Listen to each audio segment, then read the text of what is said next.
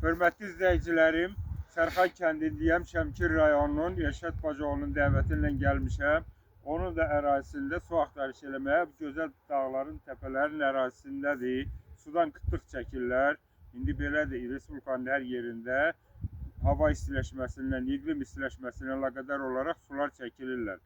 İndi də Rəşadın ərazisində su axtarışını eləyib, yerini işarələmişəm. Sizə də göstərirəm ki, onu necə tapdım.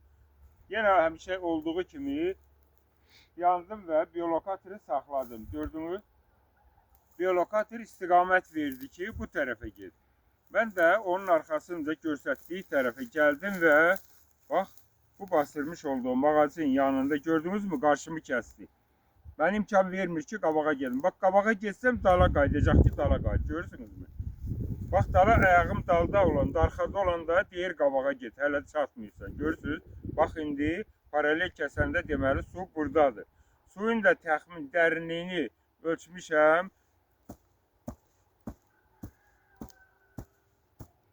6-7 metr, təxminən 7 metr dərinlikdən keçir su. Çox gözəldir. Belə üzdə içməli su tapmaq hər yerdə olmur. Allah xeyirli eləsin, qazsınlar. Rəşad Bacıoğlu qazla xeyirli olsun.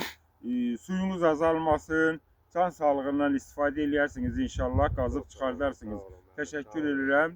Etibar eləyib, etimad göstərib dəvət elədiyiniz üçün də.